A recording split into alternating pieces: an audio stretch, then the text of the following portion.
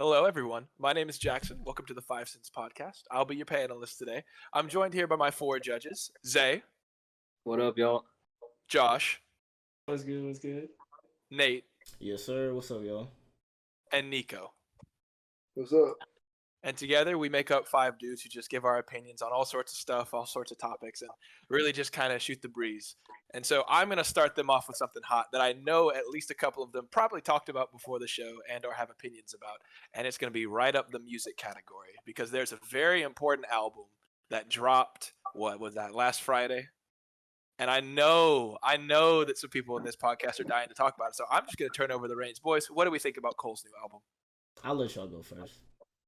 No, go ahead, bro. You've been saving some heat, bro. Come on. Nah, man, I saw your face light up. Let's hear it. Let's hear All it. right, so for those on the podcast, I'm a very avid J. Cole listener. Probably my favorite artist, my personal GOAT for right now, and I will be the first to say that the all season cements J. Cole as the GOAT right now in our generation.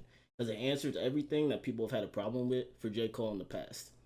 And so like when I say that, it means like when you think about it before with like KOD and For Your Eyes Only, what was the first thing that you think that people said were bad about those albums, right? They said the production was boring, he had the same type of flow.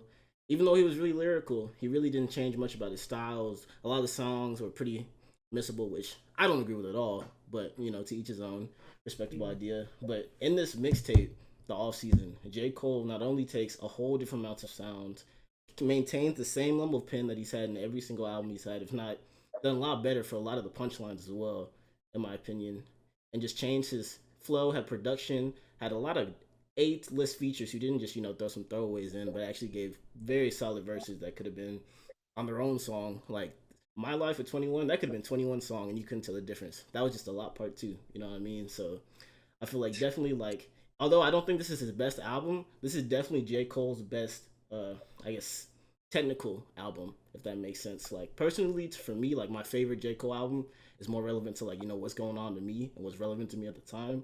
But I feel like this is the best technical performance on like an overall kind of rap scheme that J. Cole has had, and this is just a mixtape.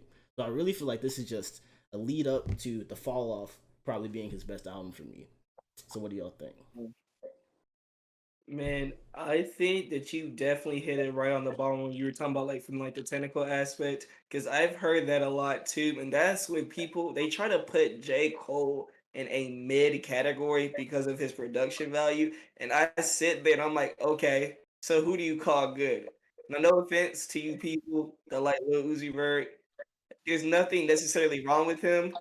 But for you to think that he's better than J. Cole, you're on that bullshit. Like I'ma just reaffirm that statement. You're on that bullshit.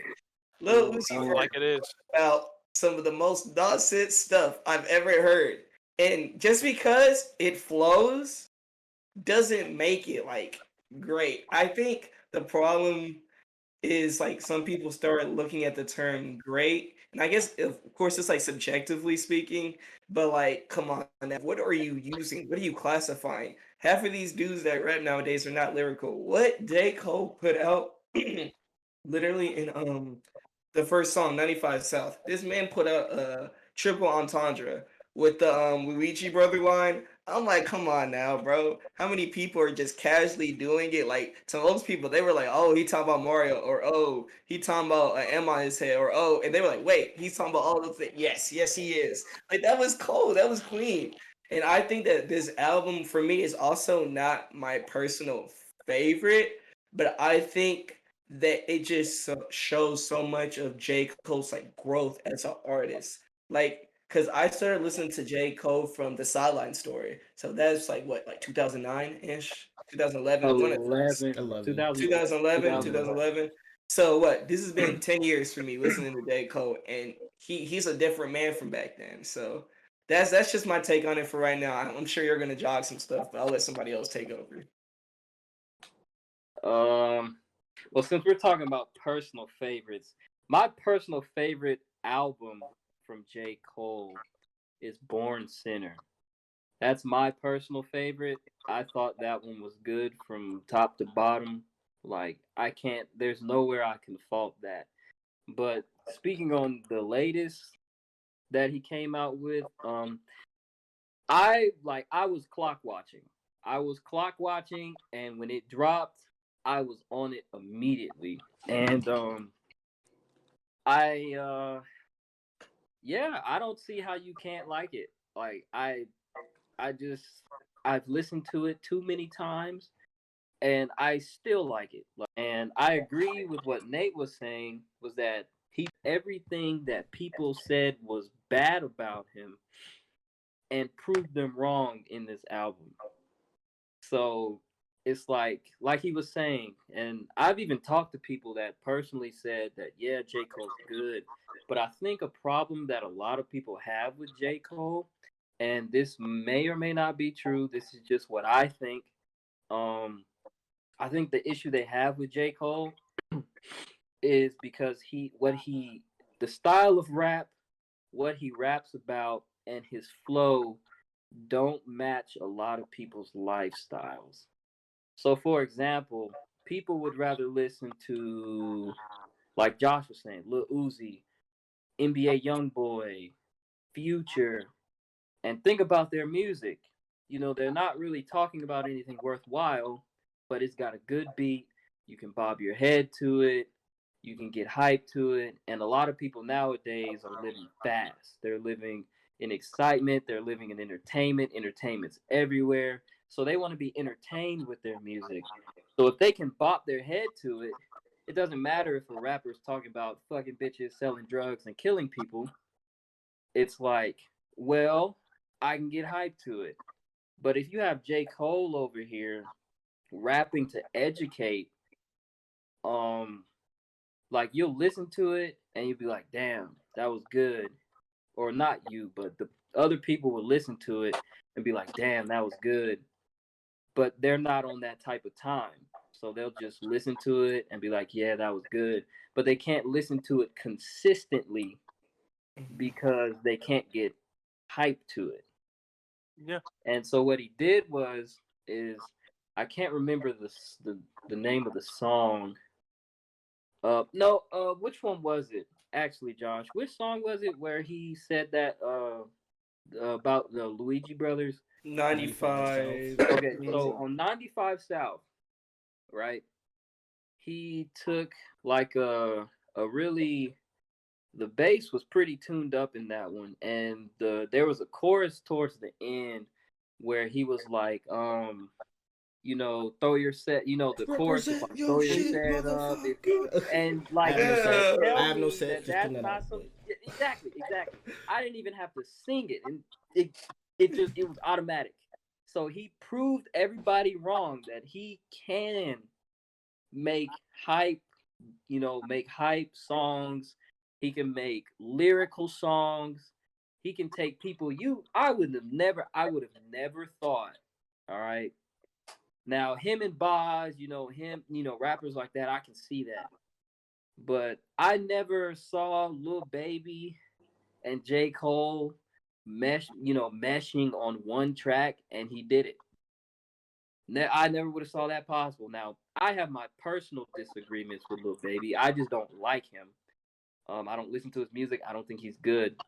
But even I have to admit that was a smooth song. He came on there, he did his thing, and it matched the flow of the song. Like J. Cole and Lil Baby, two completely different style of artists. So I'm just in this one. It's like if you hate on him at this point, you're A desperate. hater. You're You're just a desperate. hater. You're just trying Yeah. to find anything because he proved you wrong. He took everything you said and he proved you wrong.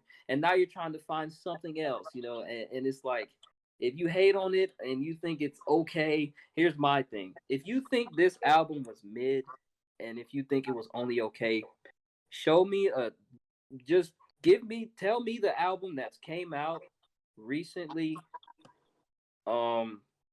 recently, so within this year or maybe late last year, I guess I'll give it. That's better than this one. And you okay? That's all I'm gonna say. Show me one that's better that's came out recently, and I'll listen. I'm open to it. But So, in my opinion, there's not one. But to each their own. yeah, I have something to add before Nico jumps in. Just to play devil's advocate here, for the record and for reference, I am very much a fan of J. Cole, but y'all are all saying like how he's basically taken everything that was said about him in a negative sense and flipped it on its head through the album, or through the mixtape rather. And the only like potential angle that I could see someone playing to demean this one and to give it any sort of negative rap, other than just hating on it because you didn't listen to it, would be to say that he like pandered to his haters. What do y'all think in reference to that specifically? Do you think that like detracts from how good it is as a whole, that he specifically targeted issues that people said he had and didn't go with a style that's more iconic to him? Or do you think Well, that it's just I as don't good of think a I don't. mixtape regardless? Well, when I listened to the album, I didn't get that vibe once that he was pandering to haters or anything. And I honestly, I like, maybe I'm just like under a rock or something, but I don't be hearing like a lot of the J. Cole slander, like I don't know, like I don't hear too much of it either. I don't know. I like with like him not being able to make hype music and stuff like that. I feel like for me personally, I don't expect that from J. Cole. You know, like I'm not, when I'm listening to J. Cole, I'm not trying to get hype. You know what I'm saying? Like, so I feel like that whole like pandering to the haters thing didn't really hit the nail for me, because I didn't really, I don't hear that hate to begin with. You know, but I mean, that's just me though. And what's so funny to me is, as they say that at every freaking type of summer type of event, tell me why I hear workout and freaking Middle Child pop on. Isn't that aren't those J. Cole songs, or am I tripping or something? Like, stop the cap. There are people that are literally just hating, because if you want that, it's in his music. It may not be as frequent, but to act like he just doesn't release stuff like that is cap. And then for other people that said that they think that the album is mid because it's not like his previous music, there were a couple songs that, to me at least, sounded exactly like some OJ Cole stuff. Like, my favorite song on the album is Close. That is something that I literally think that he could have just put for your eyes only. That could have just slid right in there, bro. Like, what are you talking about, bro? That song hit so deep. I was just like, stop it. Stop it. Okay, Go. just real quick, just to piggyback off that, to say that every song on there wasn't like Cole. I think it was called "Don't Let Go My Hand." Mm-hmm. If you listen to that song and you tell me that's not J. Cole, Smoking and that like super you can bomb. go back, you can go all the way back to the Sideline Story or Born Sinner, and you can find songs that are similar to "Don't Let Go My Hand," with, as far as the chill nuance of the beat, him, hit the flow. You can go back and find that in his old music. He's been like that. I think the point was that people were saying that that's all he can do. That's what the haters were saying. They were saying that's all he can do. That's all J. Cole is. That's all J. Cole can do as an artist. And then he did something else. And it was great. And he did it well. So now what? Yeah, I think just to add on to that too, I feel like it's funny that you introduced that middle child idea, because I feel like that's a really important song when it comes in kind of decoding where J. Cole sits in like today's idea, because he grew up on like in the first song, the Killer Cams, but then now you got like the Futures and the Uzi, who have kind of mastered that kind of flow and the cadence part of music, but the people he grew up listening to kind of had the lyrical, which also they had some bangers too. People are kind of smoking when they say they don't, but that kind of lyrical, telling stories type of level of things. And I feel like J. Cole kind of masters both of those, because every album, even though this album sounds different than the KOD, and KOD sounds different from For Your Eyes Only, they all each have kind of this overall idea that they follow throughout the whole album, that I feel like that puts those like top tier artists apart from kind of those new age artists, because like this album is basically just about staying on your grind, staying motivated, even when you feel like you have everything, especially that album. When you feel like have everything on top, making sure you stay focused. KOD was dealing with addictions, whether it's love or actual addictions, stuff like that. For Your Eyes Only had its own theme too, and Born Center and everything. So even though the sound is different, which I feel like the sound for every J. Cole album differs a lot between both of them, just to show his growth, but they all kind of show that same kind of overall theme, is which I feel like this kind of doesn't really pander too much to kind of the idea of he's not J. Cole, because he's still him. He's still talking about his life. He had bars in there where he's talking about he wasn't shooting anything up, but he was just trying to dodge the street stuff so he could get to school on time. You know what I'm saying? So like that's still him. That's what he grew up on, and that's where people related to him about. but it's a whole new sound because, you know, his pen is evolving, his style's evolving, the people around him are evolving. So I feel like this is a good example of him being kind of that cross between both generations is what puts him at that top. Well, And real quick, Nico, give me like 20 seconds, dude. I know you want to talk, but real quick, one more thing. And when people are talking about like some of the artists they listen to, most of these people that listen to NBA YoungBoy cannot relate to him in the slightest. And I just wanted Future. to say that. And I Future. just wanted to say that. And Y'all Future. aren't built like that, yeah. Especially And Future. Future. Y'all are I not hate built No. like Future. Bro. they don't Oh relate my to him. God, They that- want to be I'm him. not even gonna get started Exactly. on There's that a one, difference bro. between idolizing someone and relating Yeah. to him. J. But Cole Nico, said something I can not- think about it, but YoungBoy, I'm not like that. Nico put his hand up all pensive, like, I want to hear this. Bro, Go people ahead, want go to be ahead. like No, that it's so just like- bad. It's just because like, so I didn't get to say like my idea, like my thoughts on like the first topic, but like when Nate said like how this album like it was talking about you know, just staying on your grind, you know, and staying motivated even though you may have everything, you feel like you still need to be on your grind. I feel like I was gonna say one thing that I really enjoyed about this album was like I feel like it really clicked for like I don't know, it clicked something in my head. Like I feel like it was just the perfect timing or something. I don't know, but I was just listening to this album and I was just like, man, what am I doing, bro? I'm like, what am I doing with my life? I was like, I sat down and I'm just like, bro, I listened to 100 Mil, I'm listening to Hunger on Hillside, and I'm just like, bro, those two songs specifically, like I like those immediately, and like I listened to them. I've been listening to them like every day since the album came out. And it's just like, bro, it's literally just motivating me to do a lot of these things that I haven't been doing. Like literally just got a new job, you know what I'm saying? Shit like that. This is like, I'm just like, bro, like I gotta get on my grind. You know what I'm saying? And like I feel like somehow, you know what I'm saying, I just can't understand how people can't like the album, you know. I just can't understand. You know, so I don't know. That's the thing, honestly, like, because I understand like the point where a lot of people have, you know, their top artists and stuff like that, but I don't know how. I swear that man Jermaine is just he got a camera in my house somewhere, but every album he has come out with On me, has bro. made so much sense in my life at the time it came out that there's no way I can sit like it can't click and that I can't enjoy it, even if the sounds are different. I feel like that's why like a lot of people pick up on him is because like the themes he comes out with they're pretty general, like they're pretty, you know, there's stuff that's almost common sense, but you need the right person to tell it to you the right type of way for it to actually click. You know what I'm saying? And I feel like J. Cole does that perfectly. So I think a comfortable consensus, because we had this conversation. I remember we've had this conversation, I think, on 3 podcasts, and this is finally the justification for the Colers that are on here about this debate of people saying, Cole's mid, and y'all adamantly saying, no, he's not. You just haven't figured him out yet. And so here comes this beautiful mixtape that I think ties it up. And I mean, if anyone wants to, you know, detract from what I'm about to say, feel free. I won't speak for everyone's behalf unless this is correct, but I think a comfortable opinion from the 5 Cents podcast is that J. Cole has to be one of the greats. It's not debatable. Mm-hmm. He sits comfy. Yeah. He sits comfy on the throne somewhere. Not exactly sure where. That's up to personal decisions. But to call him mid at this point, top tier. He is top Top Call tier. him He mid. mid, bro. He He's is top mid, tier. bro. He's You saying get in at the least, He's mid, bro. Like, at least, yeah, you get in the You booth. get in the booth. At You make a least. song and you tell me that album was mid if you So- think that's mid. on me, it's like who So not can make something better than that? yeah. Like show me some of these new releases, bro. Like and tell me how is this better than this man like J. Cole's music? Like literally, That's what I was saying. the other day, I had heard this Migos song. It just came out. I just got like Straight Name. All of that shit, I was like, what is this bullshit? I was like, let me go put some J. Cole back on, bro. I'm like, bro, how can y'all say that this is mid compared to this other shit? Nah, bro. It makes no sense, bro. You heard that Nicki Minaj shit with Drake and Lil Wayne? Dude, I didn't even I want to had that listen same to it. reaction. I didn't listened to either. I'm gonna be that, honest I said, with you.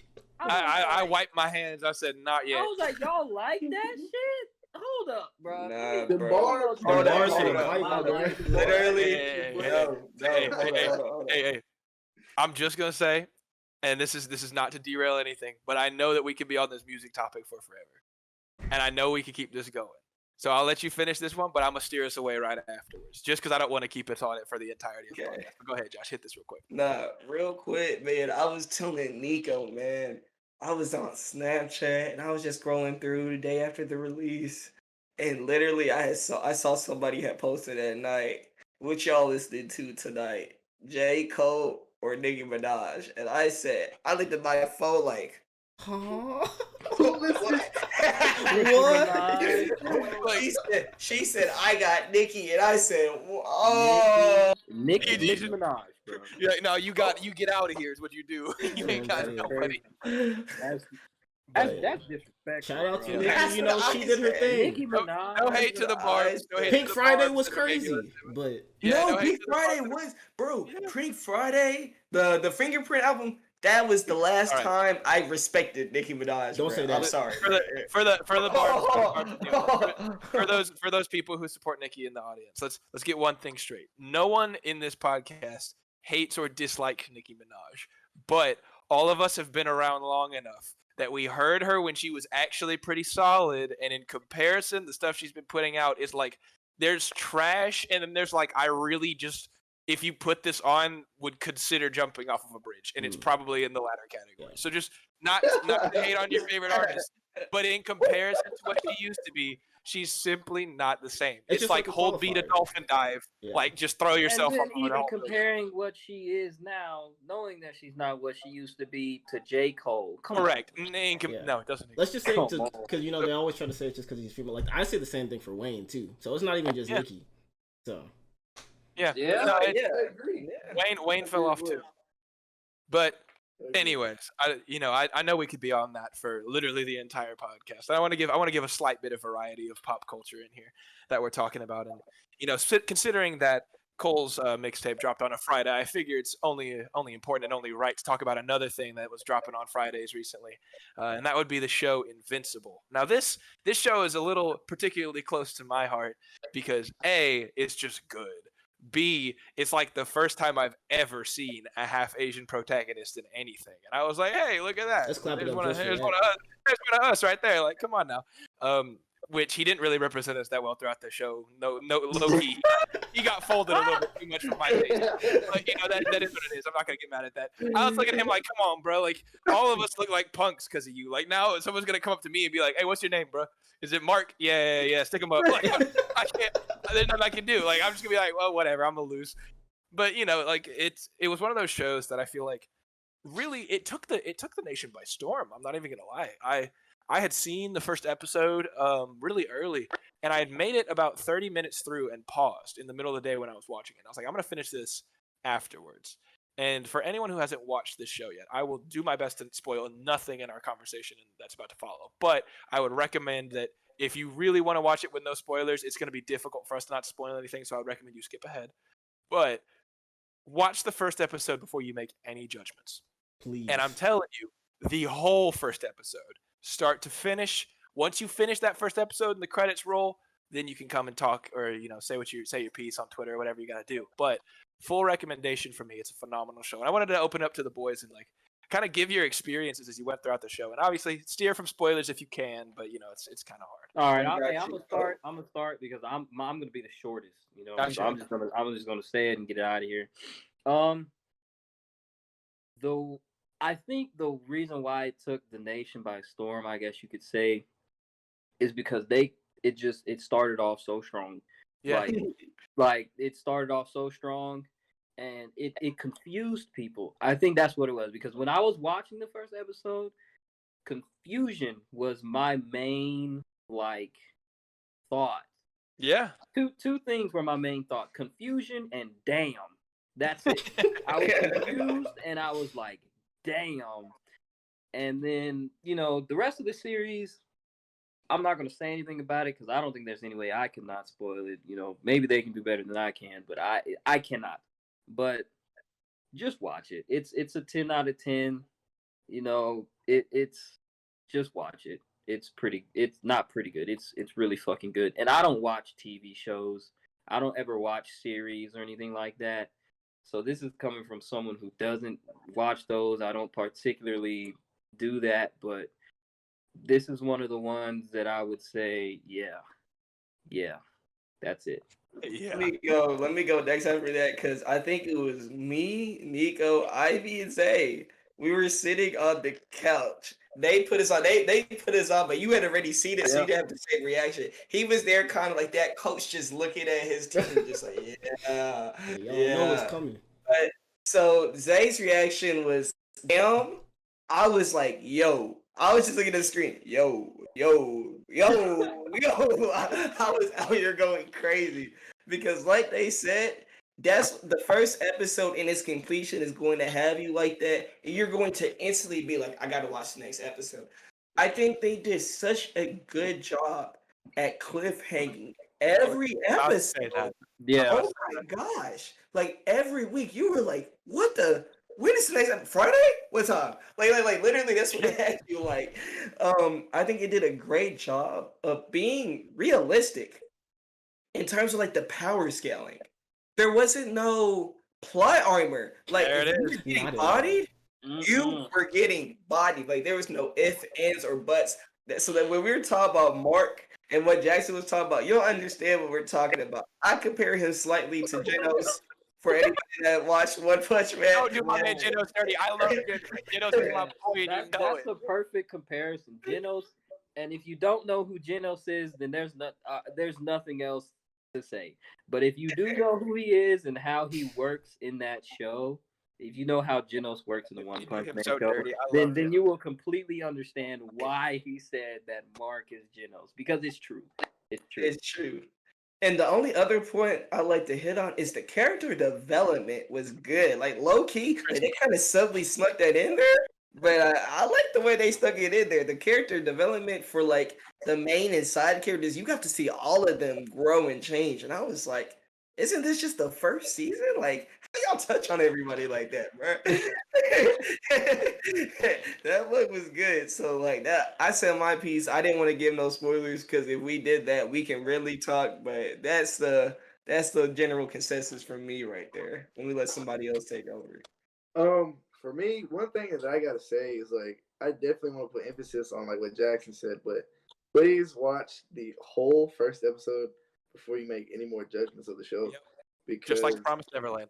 I'm not gonna lie, bro. Like, when I was watching like the first like 20 minutes, I was like, what the fuck is this like Justice League bullshit?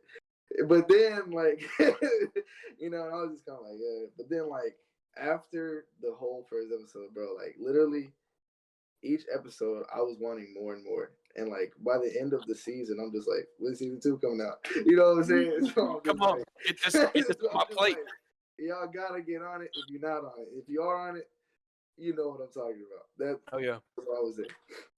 Yeah, nah, bro. I think they said almost everything about it, but I just remember when I first watched it because I watched it like when it came out the first week, and I was like, oh, let me just watch one more episode. I was in my bed and I was like, let me just watch a little episode before I go to sleep, and I was shook. I was stunned. I sat there for like an hour just chilling, didn't know what to do because the end of the first episode will have you just hooked the entire time. And I think it was like every week a new episode came out. I watch it immediately into the group chat, bro. That new episode gas every single week without failure. Like That's facts. the He way was they saying just- that. He was like, y'all gotta watch this. Y'all gotta watch Bruh. this show called Invincible. That shit was gas. I'm It saying. sure, it damn was sure gas. was. It was that. Damn sure was. I think that It's just the way they rolled it, just the way they rolled it out, the way they set it up. And from like our friend Tobias even read the comic, and he said it was pretty close to like where the comic was. So the way that they stayed true to it was pretty solid. So I just think that they did a really good job on, even on some of the side like Mr. Robot, which once y'all watch, y'all know he low key became one of my favorite characters. That man is cold for no reason. He's a whole side character. I have no business being as cold as he is, but he's just cold. You know what I'm saying? So I just feel like they did a really good job on kind of making you get invested in the show really easy on. And I know Jackson has something to add to that as well too. Yeah, I was gonna jump on here and add this, and this is I'm coming from a position of I really like this show. I watched the first episode kind of like Nate did, like on my own. As Josh can attest to, I have a habit of just like I like to take my phone and just enjoy a show in complete isolation, and it's a weird thing, but I like to do it that way. And I remember I watched the first episode, and as everyone was saying, you have to watch it in its entirety, like you really have to, because Nico's talking about it. I was watching, I was like, I mean, this is all right, I guess. Like this is fine. And by the end of the first episode, I genuinely like, and this is what Josh said too. The show is, I think, a great modern example of what most TV shows try to do. and that a lot of TV shows try to have this this balance between like cliffhanging you and also just kind of like being ridiculous at the end of every episode just to keep you there. But I think Invincible hits a very sweet medium where genuinely like there's enough plot to be revealed in the next episode that you're like, I need to see the next episode just to know, but it's not too much that they're just ham fisting it on you. And it does that every time. And it really has a good progressive story that just does a great job for what, like 8 episodes? Mm-hmm. 8 episodes tells a very compelling story. I mean, the voice acting is what I will say. It was what really sold it to me. Like my man who play why am I blanking on his name? He plays J. Jonah Jameson. He's a phenomenal actor in Spider-Man. But I'm gonna look his name up real quick so I don't do him dirty, because I don't know why I'm forgetting his name. I know it like that back. J.K. Simmons. There it is. Yes. J.K. Simmons. I mean, when I tell you that he kills his role, it is out of the park. Absolutely one of the greatest voice acting roles I've heard in a while. And the think, and, you know, for anyone who's gonna watch, I just cannot recommend the show enough. The movie was like infested with quality. It just felt good. It felt like someone cared all the way head to toe. And one of the ways that you can really see that in animated shows, as we are all anime connoisseurs, is when someone sells you on a voice acting, because that is difficult. It is really hard to sell someone on your voice being a character. That requires can make or talent break a show. and effort, and it makes or breaks a show. And I will say Invincible has some next level voice acting. It really is high quality. I would say it's like good anime quality voice acting. Like you will be sold in an English show with voice acting, and that to me was enough. Like that's enough to watch the show as it is. You know, But really is high regards. that was a great point because it's something that you don't think about because you just expect it to always be like that, but it's not. Yeah, I And think you that are all the so right. All those voice actors for each character, they fit them so well. You're right. You know, Hey, high-key good hella good point. actors too. They Yes. actually what I was reading was that I think they molded the characters to kind of look After like them. Mm-hmm. Yes, their they voice did. actors. And usually when they do that, voice actor's gonna be like gas. So like, Yeah, J.K. Simmons so- got shredded to play his role.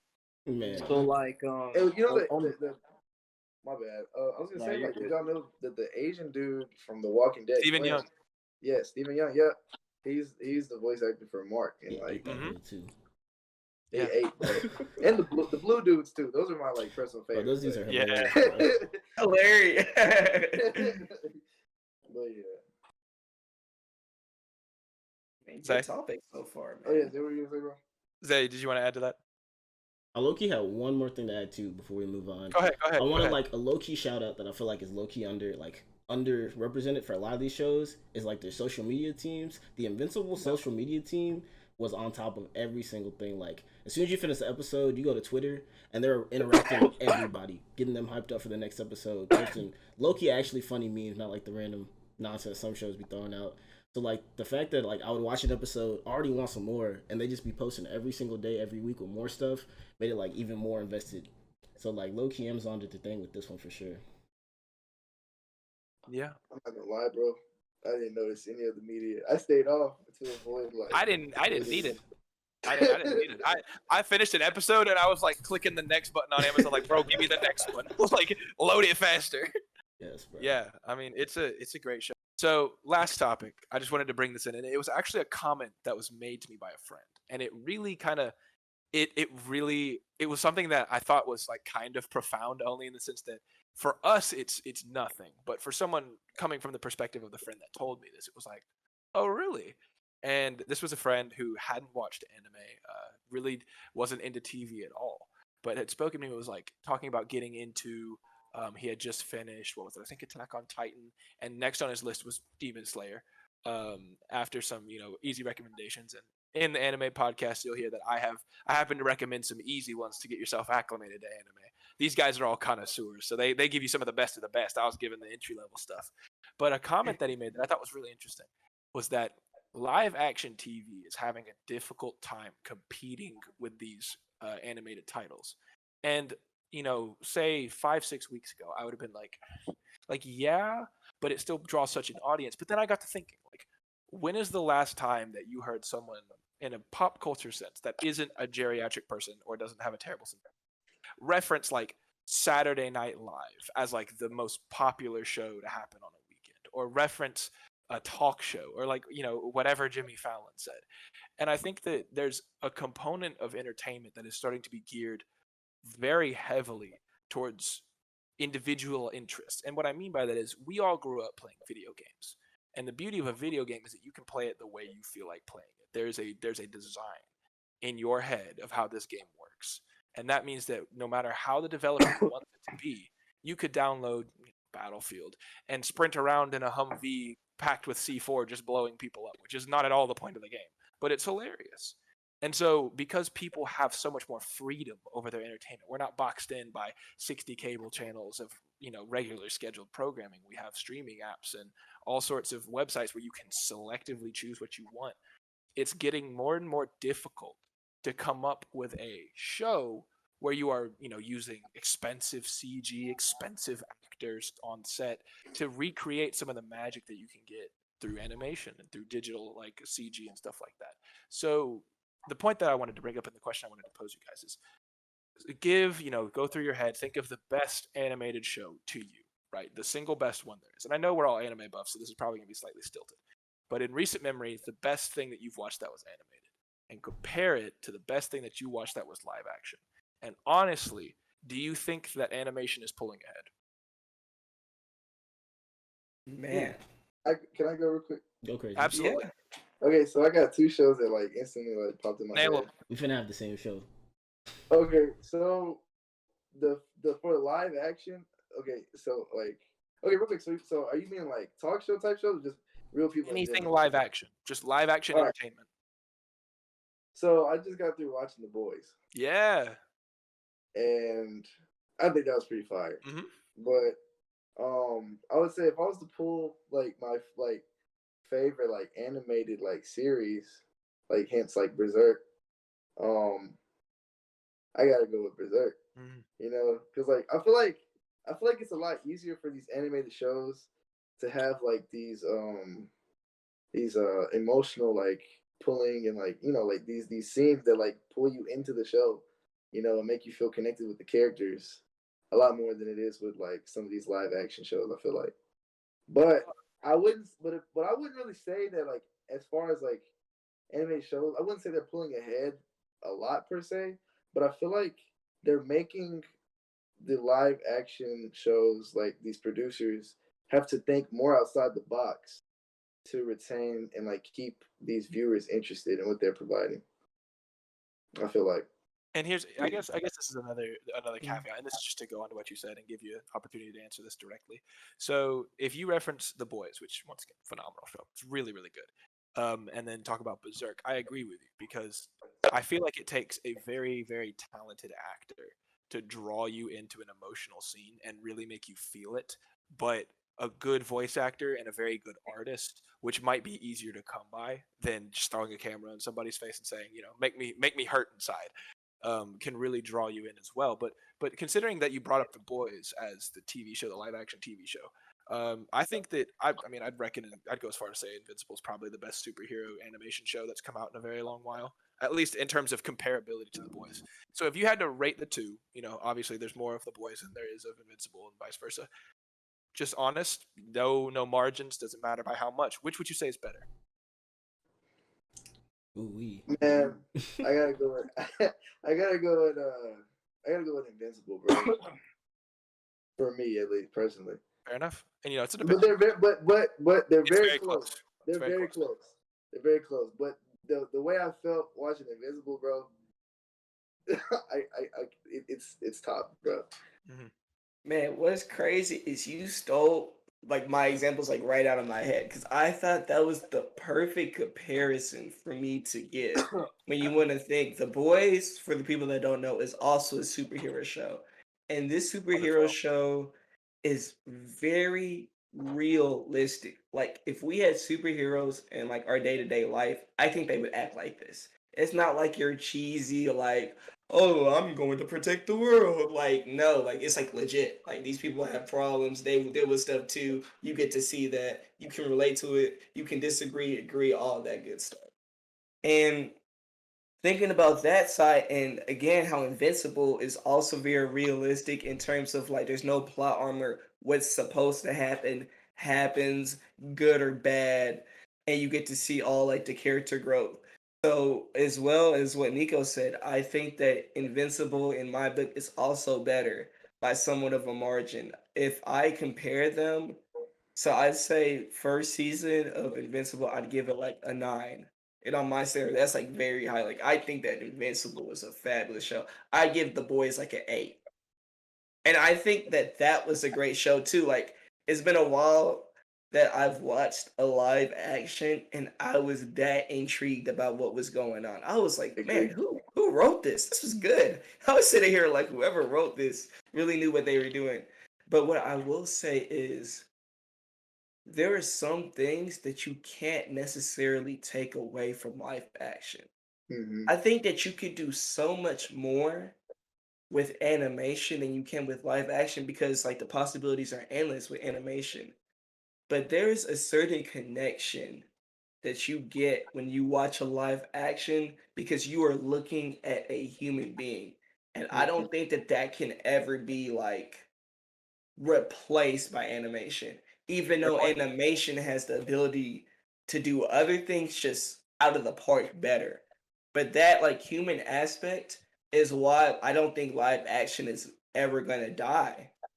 Because some of these people, as well as like you could do it in animation, you can insert yourself into these live action shows because you can actually see yourself doing it. You're looking at people like you, like physically, and you cannot replicate that through animation. Yeah. Yeah. And quick caveat for those listeners interested, and this is really quick, Nate. The Boys and Invincible, both produced by Amazon, so they're putting out some bangers right now. Amazon, stop sleeping. Was on They're the coming cover. back. They're coming back. But I definitely agree with what Josh said for sure. There's something about like live action for certain categories because when you first brought up this question, I think overall I feel like for a lot of genres and or anime or animation kind of takes the cake for me. But the first show that popped in my mind when I thought about a live action show that does better than animation was Snowfall.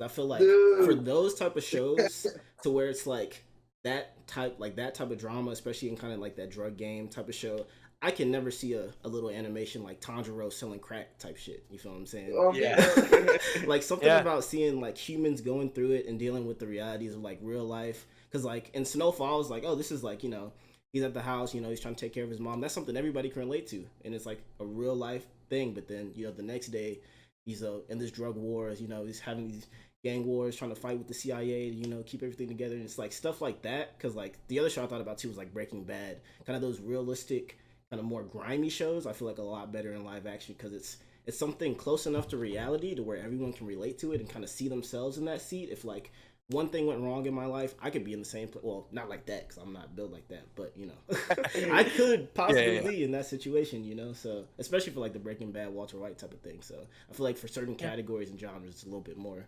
impactful. You actually hit on exactly, and not to cut you, Zane, I apologize, but I do need to respond to that. You hit on exactly one of the points that I was going to bring up in the end, and it's just natural to fit it right here. I feel like, to go segue off of the comment I made earlier about every one of us playing video games, we all grew up with entertainment that was fantastical and also literally tailored to our liking, like marketed, developed specifically to be what we wanted it to be. And so I feel like one of the ways that animated shows have vastly pulled away from live action shows is anything fantastical, things that have to do with extreme power or extreme like levels of grit or whatever, like any shonen, right? I feel like those are almost impossible to replicate in live action simply because anything that requires some go beyond element of the human nature is much easier to do through animation, such as having Goku, because watching some actor strain to do the Goku feats would look ridiculous, and in the times that they have done it has looked ridiculous, right? You're kind of looking at it like, come on, bro. Like no matter how real the strain on your face is, you just aren't capturing this properly. Whereas watching someone in animation with ridiculous proportions, Super Saiyan hair going nuts, like that is something that I feel like animation solely owns. But on the other side of the coin, I feel like live action will always own that element of anything that has to do with discomfort. Not in the sense of like, because there are some elements like say Full Metal Alchemist, right, where you're like, ugh, like I don't like any anime can get that feeling from you. But sitting down and truly being unsettled by a character, like really looking a character in the eyes and being like, this dude's scary. Like I don't like this guy. Hey, Josh, you remember the show Hannibal that I had you watch? Yeah. Like anything with an unnerving protagonist is going to come across better when that unnerving protagonist is a very talented actor. Because watching a real person control their micro expressions, control their dialect, control the way that they speak, control the way that they move their body, and come across as a calculated sociopath is something that your brain will recognize in a person way better than in a drawing. So I feel like when it comes to live action shows, when you really deal with like a class A actor, someone who knows their stuff and dives into a role and settles on a character that is in some way just slightly off what might be normal, or plays a character that's supposed to be unsettling, there's just no way that you could top that with animation. Same with, Breaking Bad, anything that's gritty. A lot of those characters rely on that kind of tense, that tension in the show, the way the camera sweeps across and you feel kind of like, uh-oh, like something's going to happen and this character is like about to snap. That's something that animation just can't capture nearly as well, in my opinion. Jackson, I have a quick question for you based Fire. off of what you just said. You've seen Death Note, right? Mhm. Now, I think a good example to Hannibal in terms of that psychological war Mhm. is Death Note. Which one would you consider better in your opinion? As an overall show, I think Death Note is better. I that's not negotiable in my head. I think Hannibal's a good show, but I think it kind of like does this, whereas Death Note is like it kind of goes up from the beginning. Like Death Note pulls you in more, and Hannibal starts really really strong, and then it kind of does what most live action shows and dips a little bit. But what I will say is I don't think the psychological element of Death Note captures the like tension as well as Mads Mikkelsen's character in Hannibal. And that's the point that I was making, is that you could choose any character in Death Note and be like, wow, like that's wild. But when the camera settles down in front of Mads Mikkelsen sitting at a desk and literally being a sociopath, and him being, in my opinion, he's my favorite actor, but him being great at playing that sociopath, and you're just watching him do little bitty things that you can't consciously like be like, oh, he's crazy, but your brain is going, like subtle social cues, subtle body language things that he's perfected over the course of diving into a role. That's something that I feel like animation will never have. Such as what's that movie? Is it No Country for Old Men with the gas station coin flip scene? Y'all know what I'm talking about? I think it's that movie. Oh well, it's a classic movie. Anyway, that's another example of a very psychologically unsettling scene where there's really nothing overtly wrong about it, other than one character makes eye contact for way too long and speaks very cryptically, and it's just you like kind of like I don't like this at all. And I feel like animation has a very hard time doing that. Even in shows like Parasite the Maxim, where you have literal, body invading imposters that are meant to come across as essentially sociopaths, like very good mimics of humans. It's so difficult to get that emotion of like nothing, nothing, what's the word, sympathetic going on behind the eyes, as well as when you have a human actor for it. In my opinion, that's just me. I think I agree with what you're saying, Jackson, and I think that a good example of like that whole like just capturing that what's the word, that discomfort and like unease, Settling aura. Yes, the Joker. Like Yep. Joaquin Phoenix. Joaquin Phoenix. Okay, Bless yeah. the man. Yeah. Bless the man. I feel like that is a perfect example of what you're getting at, because throughout that whole movie, I was just like, oh shit, like literally, like, for those who haven't seen it, like, you should have seen it already. But Yeah, for real. like, for example, like when he was like, the whole time you think that like this relationship with that the black lady, like his neighbor, is like real, but then you find out like everything's just in his head and shit. Like, I was like, oh god, like, you know what I'm saying? Like the whole movie, like, it's like I don't think an animation could have done what he did, bro. It's just the fact of seeing this man, like, because like I think he had to go through some extreme conditions to even like act the role out. So I mean, just seeing this dude like do what he had to do to fill the role, and just like the way he portrayed the Joker was just like outstanding. And I feel like there's no way you could encompass that in an animation. So I definitely see what you're saying, and I 100% agree. Great example. There's one scene specifically that comes to mind when you're talking about that, and it's the scene where he's hunched over and he's tying a shoe, and it's Bro, a quick little like 4-second shot from behind. but you see,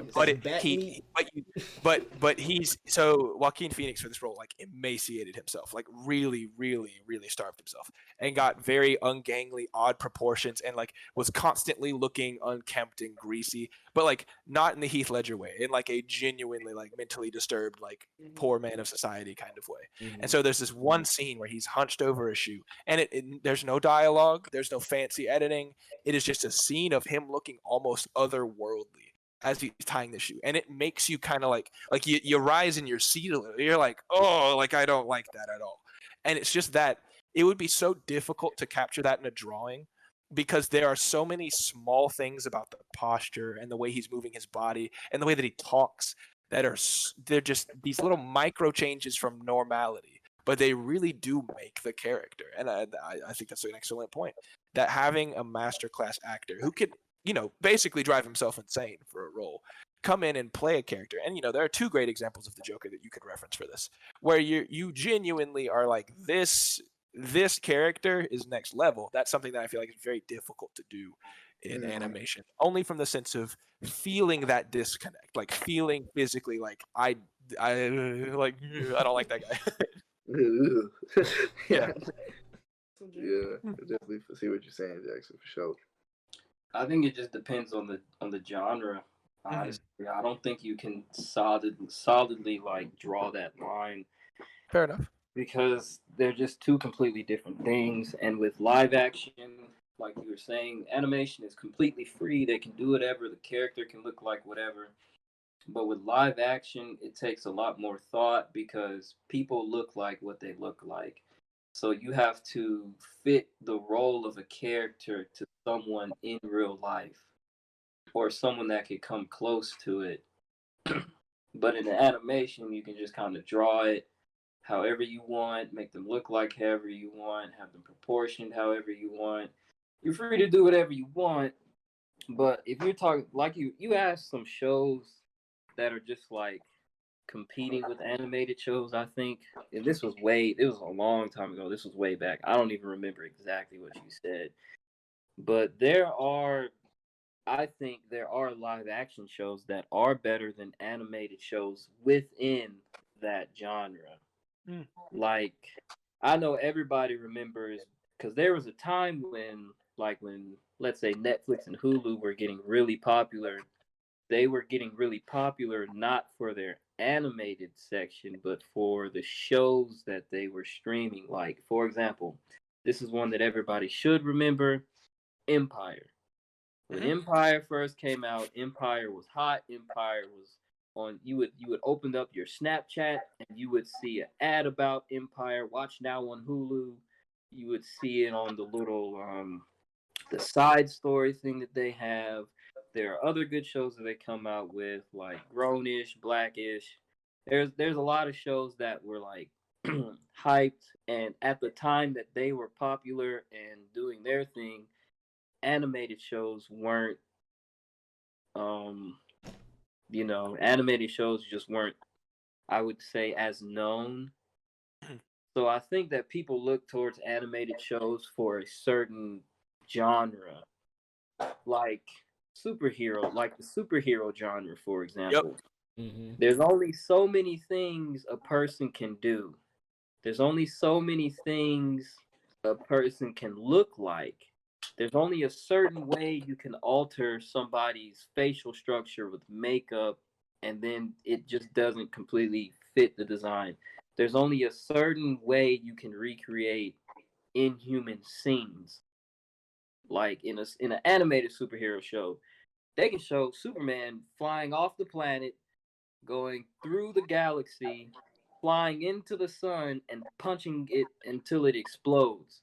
They can't do that in a live TV show. It just won't look the same. It won't look the same. They can't do that.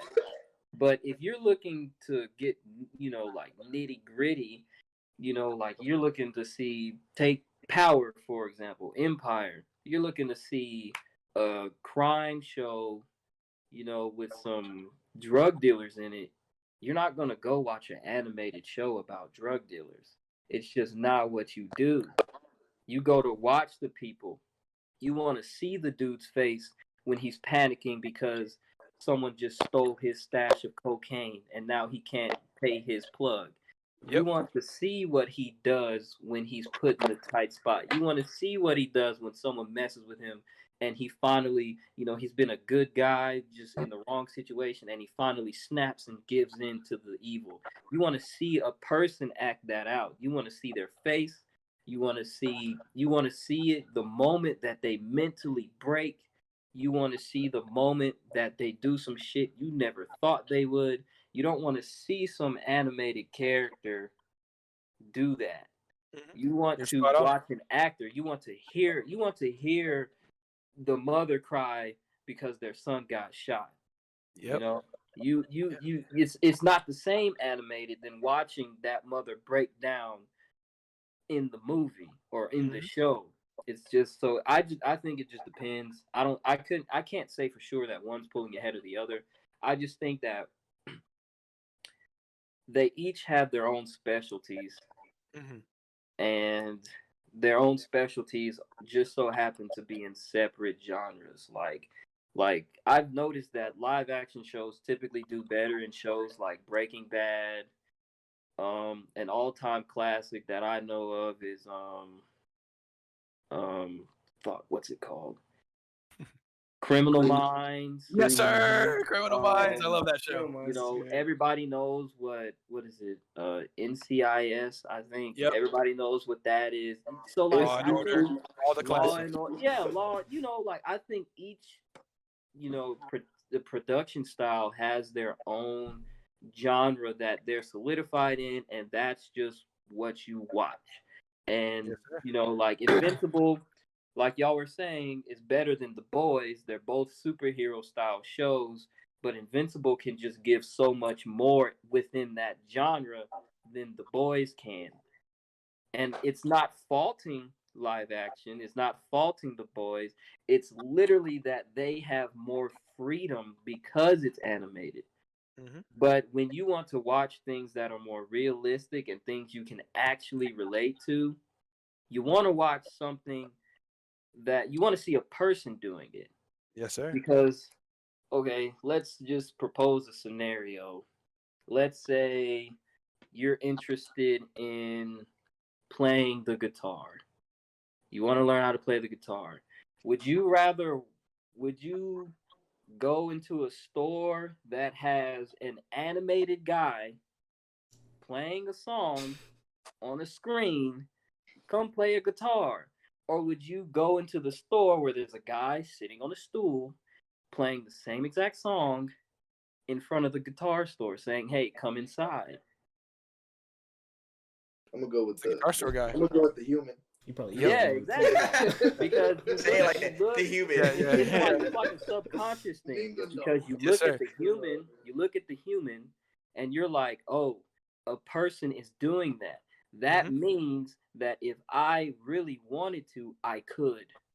You're watching the animated guy doing it, and you're like, that shit just doesn't look real. There's no way I can do that even if I wanted to. But when you see someone else doing it, you get that feeling of, that could be me. Like you're able to empathize and put yourself in that shoe. Because no one can say, oh yeah, I can be Superman. No, but people can be like, that's crazy, but I could be, well, not I could be, but it's like people be like, that's crazy, but what if I just wanted to be a Walter White? That's as illegal as it is, it's very much possible. Yeah, Zay, It's you actually realistic. you hit me with a perfect segue into the last thing I wanted to bring up. And I wanted to pose that question to y'all only because I wanted to see where y'all took it and kind of like what y'all's opinions were. And this is what I've come to, and I want to hear if y'all disagree, disagree, that kind of thing. But for most of us, we agree that there are certain things animated shows do better, and there are certain things that live action shows do better, and that there's really not like a clear line of one pulling ahead.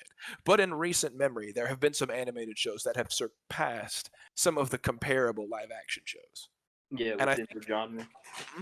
And I think that an excellent or rather something I didn't think about until I was posed this question by my friend is, well, we have to think about what are the differences between the two. And one of the main differences between the two is for a live action show, you have to get actors on set. You have to have a film crew, you have to have a production crew, you have to have a continuity team, you have to have a place to have food and housing and storage and on-site locations. Whereas for an animated show, you can have people genuinely phone their work in. They can send you files, recordings of them reading the lines. They don't actually have to come to set. You can have animators working in the same place they've always worked, producing these shows, producing these things. So what I think it's more evident, and the reason why there's been such a rise in animated entertainment, and even in the anime specifically. I mean, think about the last few years. The anime was growing in popularity as we were in high school, but really a lot of the more recent anime trends really took off when we were in quarantine. Mm-hmm. And part of the beauty is I mean, they saw a delay. Let's not lie. Obviously, everyone was delayed by COVID, but I feel like animated studios and animated shows were it was easier to get them back on their feet because you weren't having regulations for their ability to produce episodes. And a lot of I feel of these actors, of these producers, of these screenwriters realize like we can't afford a 4-year drought in content, from not being able to do anything during COVID to getting spun up right there at the very end. So I feel like a lot of people turned to animated releases. And that's why we're seeing such an influx of good quality animated stuff, is that you have people who genuinely make good things, like good talented people working them, and they haven't been slowed down, so that their quality work has influxed into the market and been one of the primary sources of new entertainment. And I feel like that is beneficial to us, on this podcast as anime watchers, because in the you can argue what you would like about capitalism and economic systems in general, but one of the great things about our entertainment industry is that it's driven by competition. If something sucks, people tell you that it sucks, and we can have different opinions on it, but usually things that truly suck don't make it, and they end up in the garbage. And so the more quality shows we have entering any specific field, the better. And I feel like it's been great for filmmakers, companies, to see the Demon Slayer movie hit the box office records the way that it did, and to see Invincible shatter social media the way that it did, and to see the fact that there are other mediums to produce these works in. Because genuinely, I feel like, just like everyone has said so far, there are aspects of each that they do better in specifically. And I feel like up until recently, cartoons were seen more as childish. Same with anime. It had a stigma, like we talked about on the anime episode. And I feel like that is wearing away more and more and more. And that we'll have more Invincibles. We'll have more shows that play to the strength of animation by just being quality animated shows. And we'll be able to focus more on having shows that play to the strengths of live action. And so when I was posed that question, it overall kind of brought a sense of like almost wonderment, like seeing where we've come so far with the things that we have and the entertainment that we get to indulge in a daily process that we can just take in. It's all so good. Like there really is so much to see, so much to experience, so much to be able to talk about. But in all reality, it should only get better. And that's what I'm hopeful for, is that we should see even better stuff to come on the road. And I'm Yes, finna sir. watch That's all of what it. we're hoping for. Yes, sir. I'm saying, And it's all going to be here on the 5 Cents podcast, reviewed by your panel experts and by people. I mean, we don't really know what we're talking about, but we like to pretend. I got a funny question. Go ahead. Cells at work or Grey's Anatomy? Oh hell no. Did you just say it again? Say it again so I can watch your lips move when you say it. Those aren't within the same genre, in my opinion. I wouldn't say they are. This man says nurses are blood cells, bro. Come on now. Red blood cell. But Hey. sell that work. He not wrong. Cells at work is funny, but it low-key got a story behind it too, which is crazy to me that they actually have I'm a a white story. blood cell, bro. Dude, they got hella hands for no reason, bro. The white blood cells were cooking. You what are you? You're a pathogen? He said, That's funny. Let's see where you from. Come on. Yeah. That's all I have for this podcast.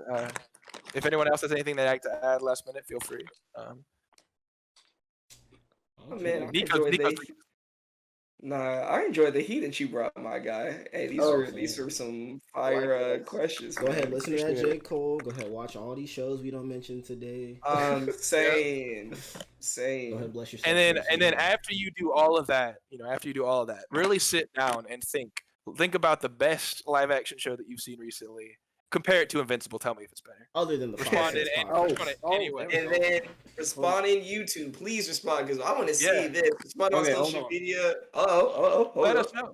And all Hold those up. people, if anyone out there thinks that J. Cole's album is mid, Talk to me.